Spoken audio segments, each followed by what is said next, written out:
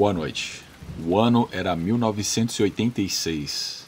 Naquela época, era muito comum os homens saírem para trabalhar em outros estados, deixando suas esposas sozinhas, cuidando das casas. Foi durante uma dessas vezes em que fiquei sozinha que aconteceu a história mais longa e assustadora de toda a minha vida.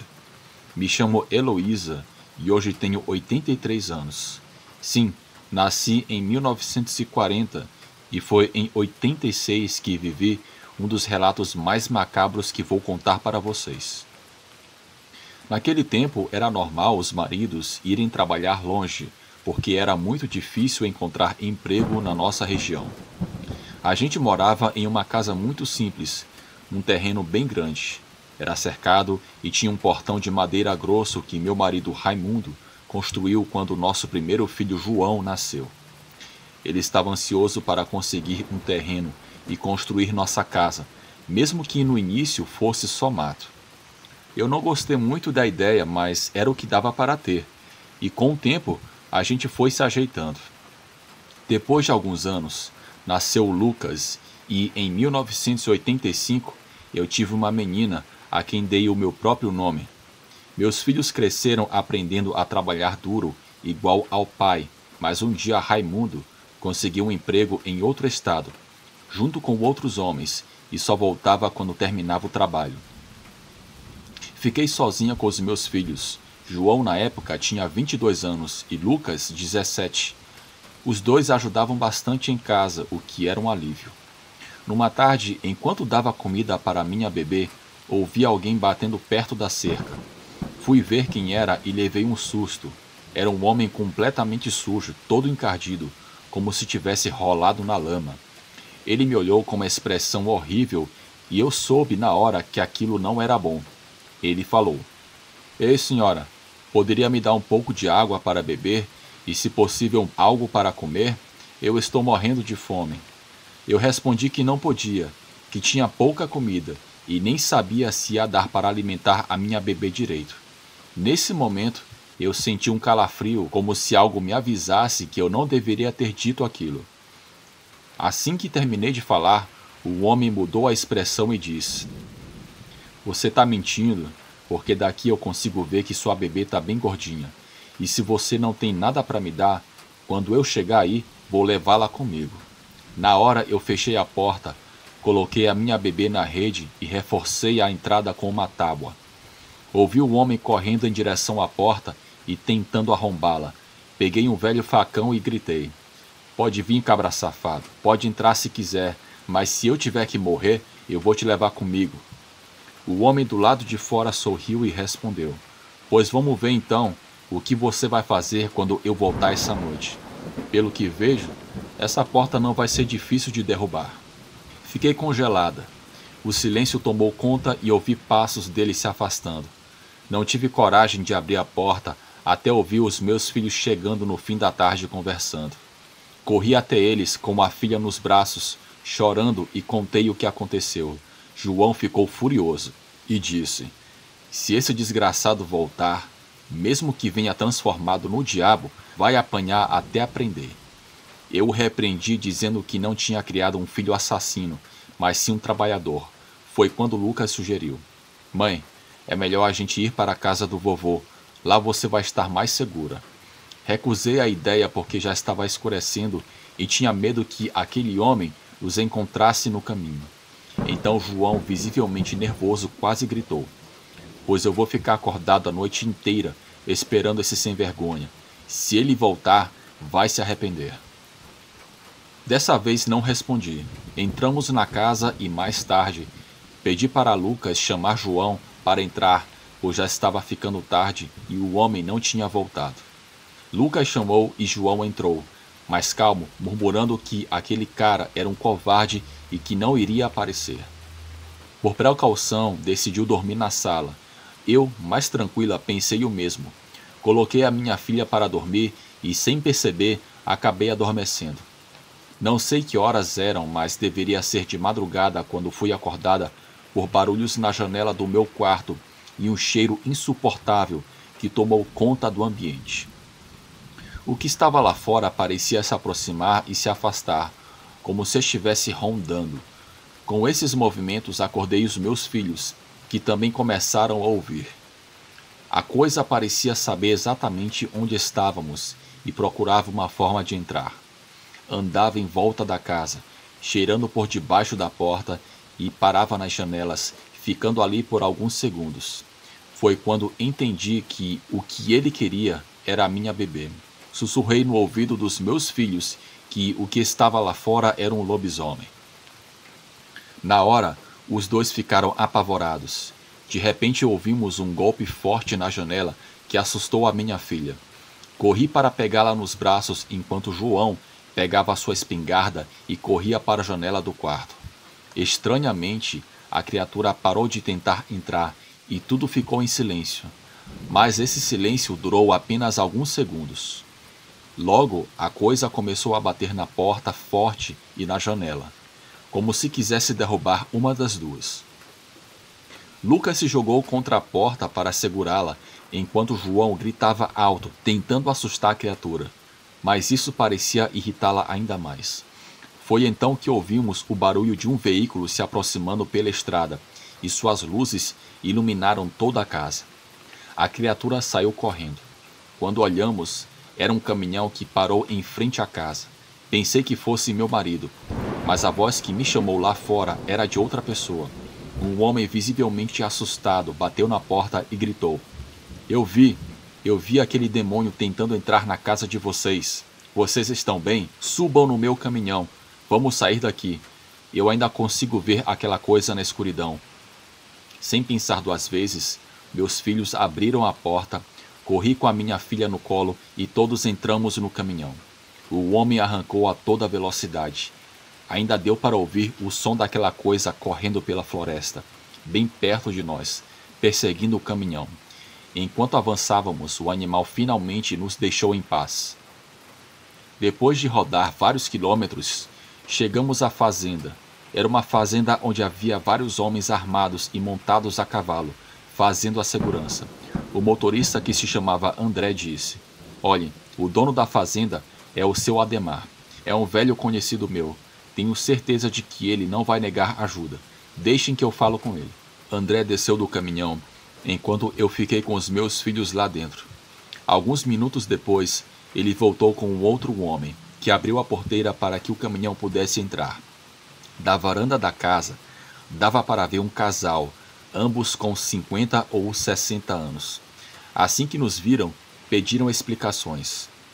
Quando eu ia falar, André tomou a palavra. Seu Ademar, o senhor não faz ideia do que aconteceu. O homem ouviu tudo atentamente enquanto André explicava a situação. No dia seguinte, mesmo exausta, eu não conseguia pregar os olhos. Cada vez que tentava dormir, as lembranças da noite anterior vinham com força. A dona Maria, esposa do seu Ademar, me chamou para tomar um café e sugeriu que eu deitasse minha filha no quarto de sua filha. Eu me sentia desconfortável por estar naquela casa de pessoas que eu não conhecia, mas aceitei porque ainda tremia segurando a minha bebê. Sentei na varanda com a dona Maria, tomei o café e de lá eu vi seu Ademar conversando com os meus filhos, João e Lucas. Não dava para ouvir o que diziam, mas pelas expressões era claro que falavam sobre o que tinha acontecido. Foi então que a dona Maria comentou: O povo está falando desse tal homem-lobo. Por isso, meu marido não perdeu tempo e contratou alguns seguranças. Ela continuou: O curioso é que ele fez isso bem a tempo, porque naquela mesma semana, aquela criatura apareceu. Eu estava quase dormindo quando ouvi um tiro tão alto que parecia ter sido dado ao lado da minha cama. O susto foi tão grande que corri para a janela. Tudo o que vi foram sombras correndo de um lado para o outro e gritos. Aquela noite foi uma chuva de tiros. No dia seguinte, fomos perguntar o que tinha acontecido. Um dos homens explicou: Eu estava montado no meu cavalo, mas comecei a passar mal e precisei descer para ir ao banheiro. Enquanto eu estava perto da área dos porcos, vi uma sombra grande e negra se esgueirando, tentando não fazer barulho. De repente aquilo virou e olhou diretamente para mim. A coisa veio na minha direção e eu corri desesperado, até onde estavam os outros homens. Eles também viram a criatura enorme que quase me alcançou. Foi aí que começamos a disparar. A criatura fugiu, pulou a cerca e desapareceu na escuridão. Mas não foi embora imediatamente. Ela parou, olhou fixamente para a gente de um jeito que jamais vou esquecer. Só depois disso sumiu entre as árvores. Quando Dona Maria terminou de contar tudo isso, fiquei ainda mais apavorada. Só queria que meu marido voltasse logo para eu poder contar tudo para ele. Mais tarde, quase na hora do almoço, vi alguns homens voltando a cavalo, junto com os meus filhos. Quando chegaram perto, João disse: "Mãe, você acredita que aquele desgraçado estava perto da nossa casa?" Voltamos para lá para buscar umas coisas e, quando nos aproximamos da entrada, vimos um homem pulando pela janela. Gritei para ele parar, mas ele não parou. De repente, ele se jogou no chão e correu como um animal. Eu nem tentei persegui-lo. Os 2 homens que estavam armados conosco disseram que não dispararam porque tudo aconteceu muito rápido. Quando entramos na casa, estava tudo revirado, especialmente as coisas da minha filha. Desesperada, gritei que precisávamos ir para longe, para um lugar onde aquele demônio não pudesse alcançar a minha filha. Comecei a chorar e Lucas me abraçou. João, por sua vez, disse: "Não se preocupe, mãe. Aquela criatura vai ter que passar por cima do meu cadáver para chegar em vocês." Ele me olhou sério e acrescentou: "Quero ver se alguém tem coragem de duvidar disso." Perguntei se ele estava louco, mas Lucas me tranquilizou. "Calma, mãe. Dona Maria disse que podemos ficar aqui o tempo que for necessário. Enquanto estivermos nessa fazenda, nada vai acontecer." Mesmo assim, eu não me sentia tranquila. Havia um lobisomem atrás da minha filha. E tudo porque neguei um prato de comida. Se pudesse voltar no tempo, teria ficado calada e dado o que aquele homem pediu. Graças a Deus, nada aconteceu durante aquela semana. Meu filho João, junto com 2 homens da fazenda, ia até nossa casa todos os dias para ver se o homem ainda rondava por lá ou se meu marido já tinha voltado. Passou quase um mês e nada, nem sinal do meu marido e nem do lobisomem. Tudo parecia calmo. De vez em quando, eu via João conversando com a filha da Dona Maria e do seu Ademar. Em uma dessas vezes, o chamei de lado e adverti que eu não queria confusão com a família dos donos da fazenda. Ele respondeu que não estava fazendo nada demais e que eu não precisava me preocupar, pois ele não era louco de fazer besteira. No final, deixei para lá. Chegava a Semana Santa e seu Ademar liberou os trabalhadores mais cedo para passarem o feriado com suas famílias. Apenas um homem ficou para fazer a ronda, dizendo que não iria para casa porque morava sozinho e que não tinha nada para fazer. Seu Ademar o convidou para descer do cavalo e jantar conosco, garantindo que ninguém apareceria. Ele aceitou e entrou na casa. Mais tarde, enquanto jantávamos e conversávamos, por um momento até me esqueci do lobisomem. Então vi João e a filha de seu Ademar saírem para a varanda. Não os segui. A essa altura, sabia que se gostavam e preferi não interromper. Mas aquele instinto de mãe não me deixou tranquila. Comecei a sentir um aperto no peito. Me levantei da mesa e corri até a janela. Todos me olharam, perguntando se estava tudo bem. Lá fora, vi João e a garota caminhando tranquilamente enquanto conversavam. Agucei a vista e olhei ao redor. Tudo aconteceu muito rápido. Minha visão não era das melhores, mas mesmo assim eu consegui distinguir algo único. Sabia perfeitamente o que era. Vi 2 pontos vermelhos brilhando em direção à mata. Mantive a calma e não gritei. Apenas abri a porta e saí. Caminhei até onde eles estavam, fingindo que não havia visto nada. Quando cheguei perto, disse: "Preciso falar algo e quero que me escutem até o final." João me interrompeu imediatamente, dizendo que não estava fazendo nada de errado e que eu não precisava me preocupar. Foi então que olhei para trás dele e vi que os pontos vermelhos já estavam mais perto. Mantive a calma mais uma vez e falei: "Não olhe para trás, apenas me escute. A criatura está ali. Acho que ela acredita que eu não a vi. Vamos voltar caminhando o mais rápido que pudermos e entrar correndo. Olhei em direção à cerca e a criatura já havia pulado para dentro, se aproximando de forma silenciosa. Eu não entendia como aquilo tinha acontecido sem que eu percebesse. Perdi a calma e gritei: corram! Quando estávamos quase na porta, ouvi passos apressados logo atrás de nós, quase em nossas costas. João fechou a porta no exato momento em que a criatura a atingiu com força, enfiando o braço por uma abertura. Nesse instante, um dos homens apareceu com um rifle e gritou para João se afastar. Ele se jogou para o lado, enquanto a criatura golpeava a porta novamente, mas sem conseguir entrar. A criatura se moveu para o lado, tentando encontrar outra entrada.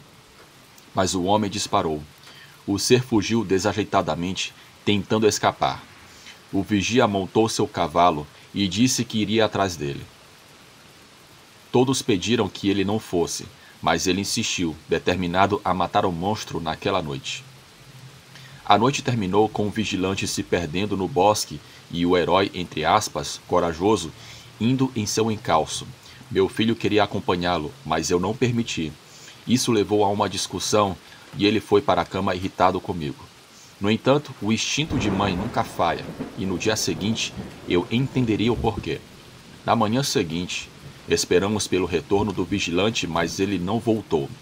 O dia se passou e ele não apareceu. Somente no final da tarde do dia seguinte, João e Ademar saíram para procurá-lo. Eles voltaram ao anoitecer, trazendo o homem de volta, ferido, desidratado e exausto. Depois de descansar um pouco, ele contou o que havia acontecido. Fui atrás daquele maldito porque vi que estava com medo. Segui sem hesitar e o vi correndo um pouco mais para dentro da floresta. Então, ele parou e ficou em silêncio. Eu apenas ouvia seus movimentos. Houve um momento em que tudo ficou quieto e pensei: ele deve estar morto. Com certeza o feri gravemente. Mas não era verdade. Ele fingiu estar morto para tentar me matar. Algo dentro de mim dizia que não era para me aproximar, mas mesmo assim eu fui. Avancei pela mata, apontando minha arma em todas as direções. De repente, ouvi uma respiração bem atrás de mim. Antes que pudesse reagir, recebi um golpe que me deixou atordoado e caí. Começou uma luta pela minha vida. Peguei um pequeno punhal que sempre levo comigo e comecei a golpeá-lo ao acaso, tentando acertá-lo. Percebendo que isso não funcionava, corri em direção ao meu cavalo. Mas o desgraçado do animal, em vez de ficar parado, saiu correndo assustado, me deixando para trás. Pensei: eu estou acabado. Vou morrer aqui por burrice, por não ter ficado na fazenda como disseram. Corri tanto que, quando parei, já não sabia onde estava. Graças a Deus, a criatura não me atacou e nem me encontrou. A noite passou e, já perto do amanhecer, vi por acaso quem era o homem que se transformava no monstro. Cheguei ao lago do outro lado dessas terras, e quando pensei em beber água, vi o homem. Ele estava gemendo de dor, perto de uma grande pedra. Seu rosto estava coberto de sangue, e parecia tentar tirar algo de seu corpo. Cada tentativa era acompanhada de gritos de dor. Eu estava exausto nas mesmas condições, sujo e cheio de dor. Observei de longe enquanto ele tirava algo do corpo, jogava no chão, lavava-se e muito lentamente ia embora. Esperei ele sumir, lavei-me rapidamente e comecei a caminhar de volta. Eu estava tão exausto que, em um momento, caí de joelhos. Não tive coragem de parar em nenhum lugar, até que finalmente eu desabei. Fui acordado pelo som de cavalos se aproximando. Foi então que esses dois me encontraram. Quando ele terminou de contar sua história, imediatamente falei para João: se fosse você, poderia ter acontecido algo pior. João respondeu que se ele e o outro homem tivessem ido, o justiceiro não teria acabado naquela situação. Alguns dias depois, meu marido voltou. Ele chegou à fazenda onde estávamos, desesperado ao ver nossa casa completamente revirada, janelas e portas quebradas. Quando viu que nós quatro estávamos bem, Ele nos abraçou e começou a chorar, dizendo que nunca mais nos deixaria sozinhos. Depois de tudo isso, mudamos de casa, mudamos a nossa rotina e muitas coisas em nossas vidas. Mas mesmo assim, algo ainda sobrenatural aconteceu, além de um homem que se transformava em fera. Nos mudamos para perto dos meus pais. Meu marido conseguiu um trabalho ali mesmo, fabricando móveis junto com meu filho Lucas. João, por sua vez, começou a trabalhar na fazenda de Dona Ademar, pois se casou com a filha dela e queria juntar um bom dinheiro para construir sua própria casa. Ainda vimos o tal homem, o lobisomem, que tentou nos atacar várias vezes. Parecia que aquele infeliz sabia exatamente onde e quando nos encontrar. Em 1987, só o ouvi. Era por volta das 11 horas da noite quando escutei os cães latindo, atacando algo que os lançava para longe. Contudo, naquele dia nem sequer se aproximou da casa. Meu marido estava fechando a sua loja com o Lucas, quando ambos disseram ter ouvido algo vindo em alta velocidade, na direção deles. Então o animal parou e puderam ver que estava diferente. Tinha um lado do rosto deformado, como se estivesse cego. Eles se agacharam atrás de um muro enquanto o animal ficava farejando. Nesse momento, alguém passou de moto e o bicho se escondeu, aparecendo e desaparecendo na escuridão. Foram anos de terror vendo aquela coisa. Minha história serve para mostrar o quão vingativo o ser humano pode ser. Não sei o que alguém ganha ao se transformar em algo assim, mas para mim, parece que não ganha nada. Por isso digo, apeguem-se ao Senhor e afastem-se desse tipo de maldade, pois as misericórdias do Senhor se renovam a cada dia. Obrigado por ouvirem o meu relato. Boa noite.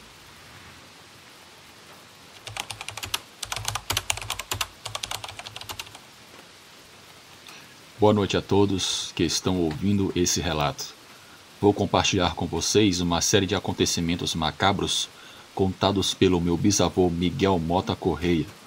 Quero deixar bem claro que essas histórias não são fictícias, pois ele vivenciou todos os eventos que irei narrar. E para completar, a minha mãe, que era uma criança na época, lá por volta de 1982, também acabou presenciando alguns desses acontecimentos. Vamos então aos relatos assustadores que meu bisavô compartilhava com os familiares. Antes de tudo, vou dar o contexto da situação para que tudo faça mais sentido. No ano de 1982, meu bisavô Miguel Mota Correia morava em Santarém, no Pará. Ele vivia em um sítio junto com a família, filhos, irmãos e netos. Como os pais da minha mãe não cuidaram dela quando ela era um bebê, ela considerava o bisavô Miguel e a bisavô Dedé como seus verdadeiros pais. Os pais biológicos dela a abandonaram e, por isso, a minha mãe foi criada pelos meus bisavós. Por ser a mais nova da casa, a minha mãe não tinha muitos privilégios e era muito rejeitada pelos adultos. No entanto, o bisavô Miguel sempre a acolheu com muito carinho, garantindo que ninguém a maltratasse ou que faltasse alimento para ela. Ele era dono do sítio e tinha uma situação financeira confortável, principalmente porque naquela época o garimpo em Santarém era uma atividade muito lucrativa e ele ganhava muito dinheiro com isso. Os anos se passaram, minha mãe cresceu e os meus bisavós acabaram falecendo. Quando eu nasci, as histórias e os acontecimentos contados pela minha mãe sobre o bisavô Miguel já faziam parte do legado da família. Muitos desses relatos são casos bizarros e macabros que marcaram a vida dela, especialmente porque o bisavô Miguel mexia com bruxaria e magia negra. Sabemos que quem lida com essas práticas muitas vezes coloca em risco a própria família e os amigos. Agora vamos ao primeiro de 4 relatos que vou compartilhar nesse vídeo. No ano de 1986, em Santarém, havia uma boate chamada Babilônia, localizada bem em frente a um cemitério. Só essa proximidade já dava lugar a um ar macabro e sinistro. Afinal de contas, onde já se viu um local de festas ficar tão perto de um cemitério? Certo dia, Uma equipe de faxineiros foi chamada para limpar a boate. Eram 5 pessoas, 3 homens e 2 mulheres.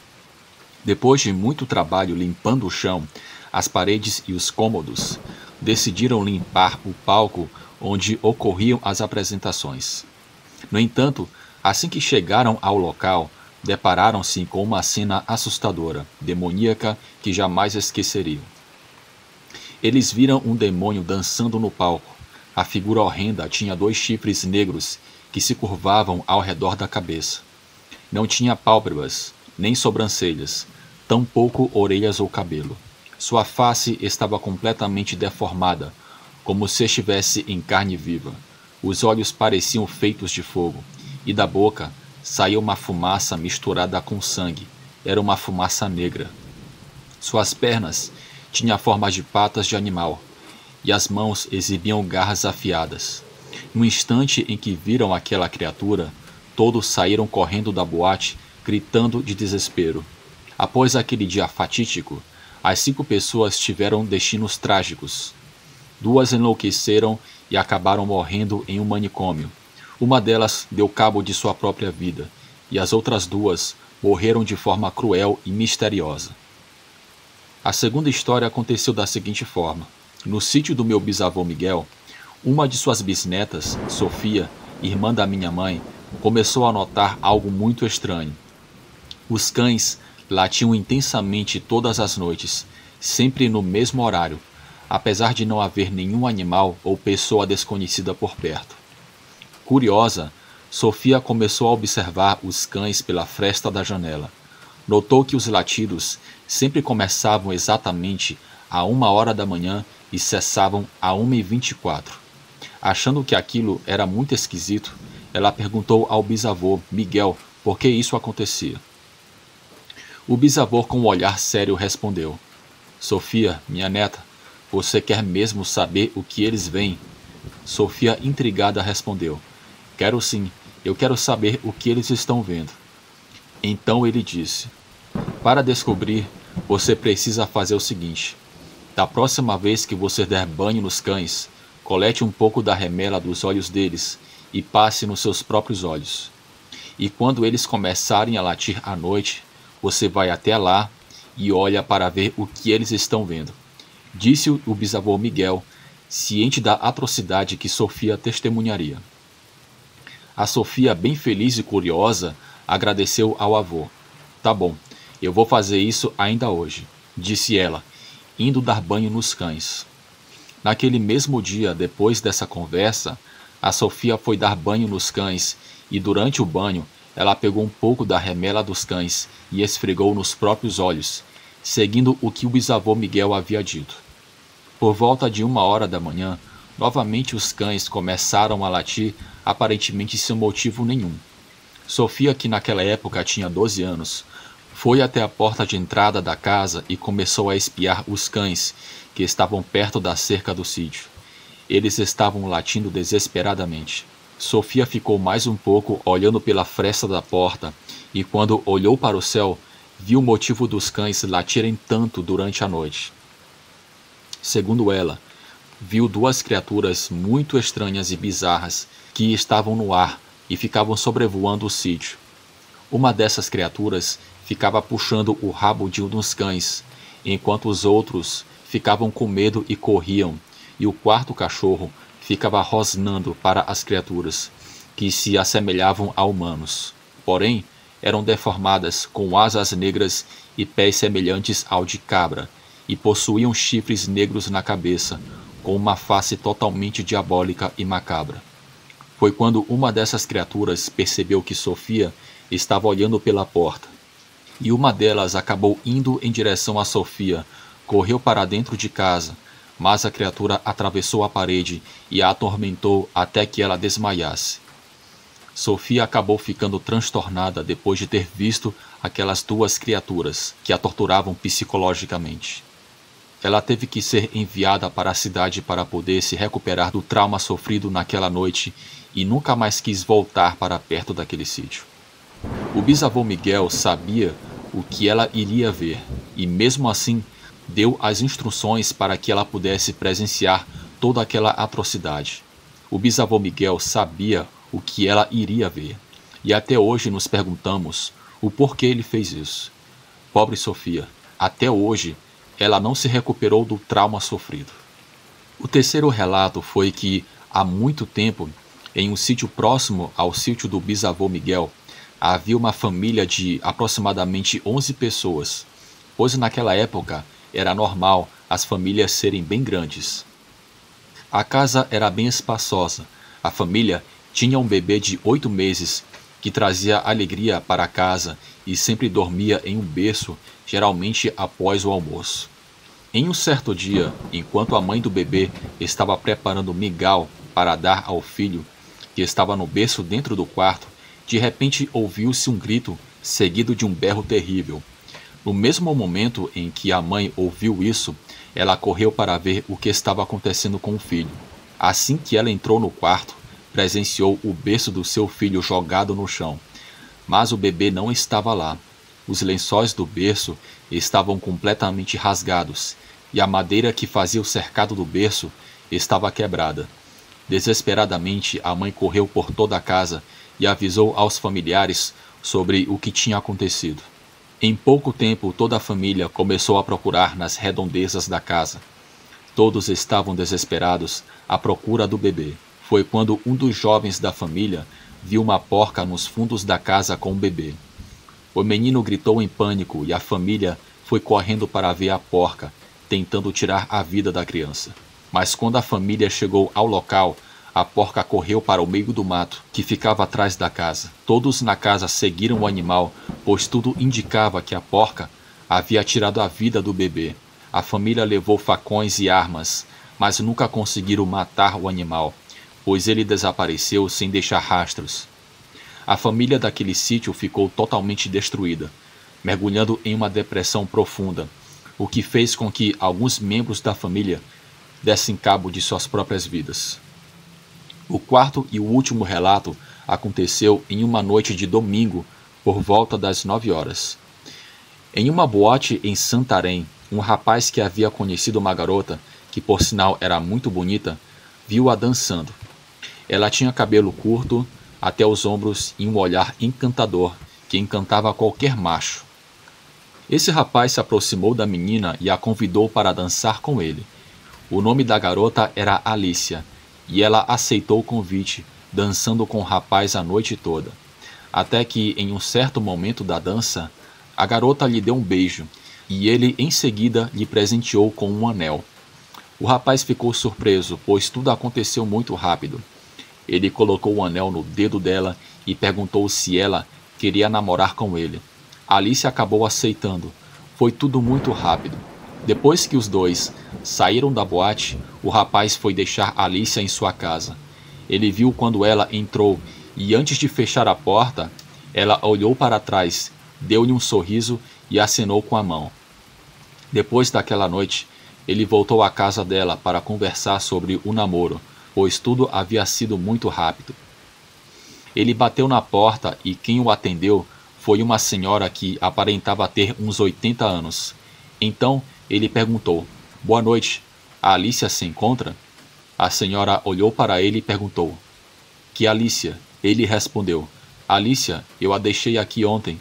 Depois que voltamos da boate, eu queria saber se ela está aí. Não sei se ela falou com a senhora, mas nós estamos namorando." O rapaz estava completamente empolgado. A senhora franziu a testa e disse que não havia nenhuma Alicia ali. "Como assim, senhora? Não tem nenhuma Alicia aí? Eu a vi ontem. Ela me deu um anel. Está aqui. Veja. Veja esse anel. Ela me deu esse anel ontem", disse o rapaz tirando o anel do dedo. A senhora olhou para ele e respondeu: "Moço, veja lá o que você viu ontem. Não era ela. A minha filha Alicia faleceu há 48 anos atrás. A sua vida foi ceifada por um assaltante. Se você quiser ver com seus próprios olhos, é só ir no cemitério da cidade." Ao ouvir o que a senhora havia dito, o rapaz ficou assustado e muito confuso. No início, ele não quis ir ao cemitério, mas a curiosidade o fez decidir tirar as suas próprias conclusões. Então, ele foi ao cemitério e, chegando lá, Passou uns 10 minutos procurando a tal lápide de Alicia e finalmente acabou encontrando. Ele viu o túmulo da garota entre as primeiras lápides do cemitério e em cima da lápide havia um anel parecido com o que ela lhe havia dado. No mesmo instante o rapaz entrou em pânico.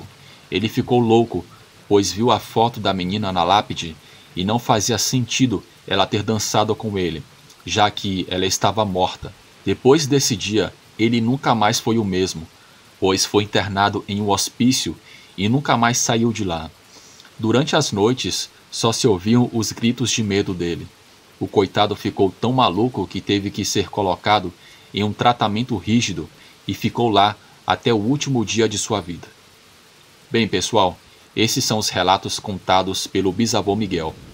Com certeza, ele deixou de ser bruxo antes de sua morte, pois aceitou Jesus e se converteu. Mas até hoje essas histórias contadas por ele são assustadoras, principalmente porque foram reais e de fato aconteceram naquela época. Se pararmos para analisar, todos os relatos têm uma coisa em comum. Todas as pessoas que vivenciaram esses acontecimentos ou ficaram loucas ou perderam suas vidas. A única que conseguiu superar isso foi a Sofia, mas ela também passou um bom tempo em tratamento para tentar esquecer tudo o que havia acontecido. Já o resto das pessoas não tiveram a mesma sorte. E bem, é isso. Eu torço para que nada disso aconteça comigo ou com os meus futuros filhos.